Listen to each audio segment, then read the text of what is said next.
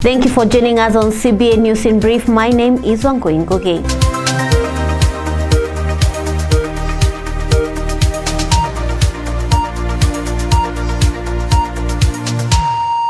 Somaliland Vice President Abdirahman Sailii has denied that Awdal region has any legitimate grievances.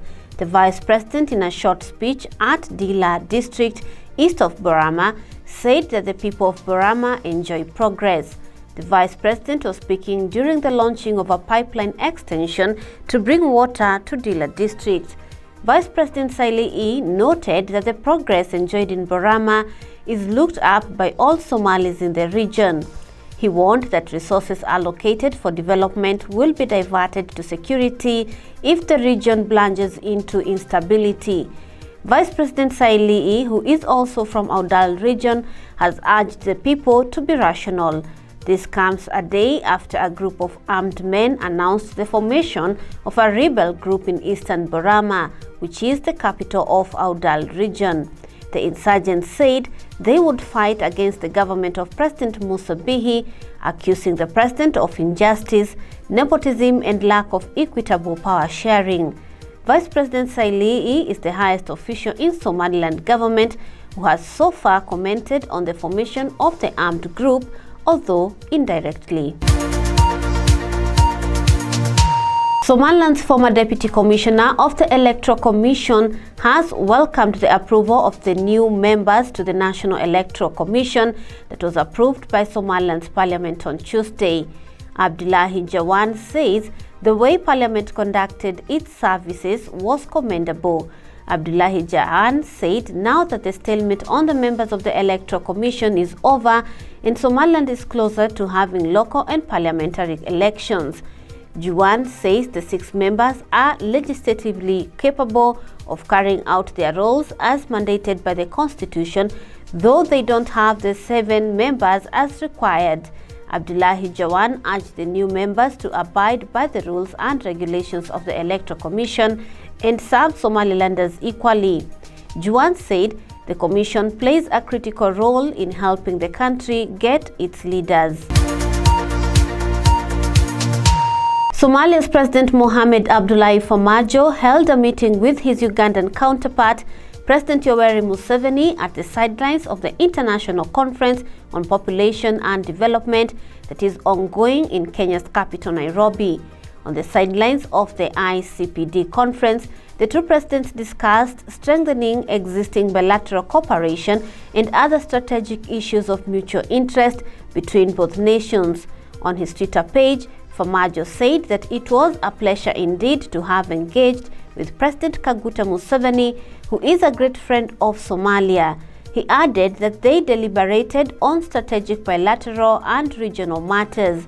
They also discussed on solidifying their friendship and cooperation on areas of mutual benefit for the two nations. Somalia and Uganda share historic relations that date back to military presidents such as Idi Amin and Siad Barre since 1970s. Ugandan soldiers have been the backbone of the African Union mission in Somalia. The Prime Minister of the Federal Government of Somalia, Hassan Ali Kaire, has visited the Somali embassy in France. He met with diplomats and had a conversation with them over their working conditions and environment.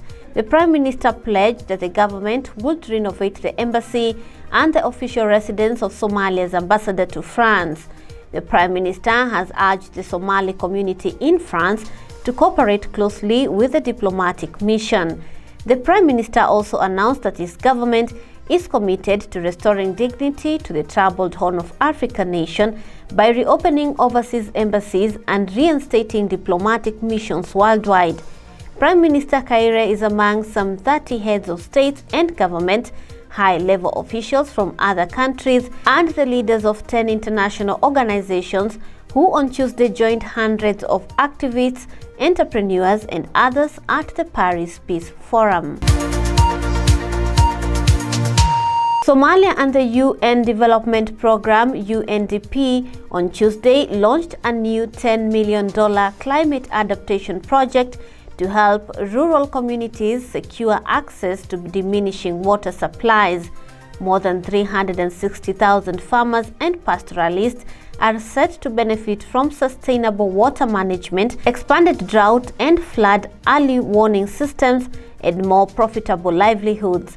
The project, which will be implemented by the Office of the Prime Minister and the Ministry of Water and Energy, will run for 4 years.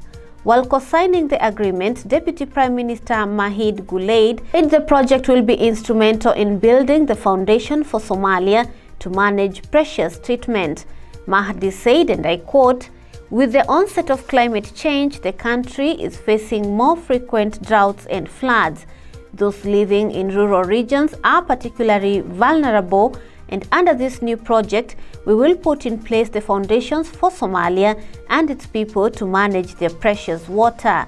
This includes reforming national policies and systems, building knowledge and skills at the national, state and community level, and expanding climate monitoring infrastructure and early warning systems." End of quote.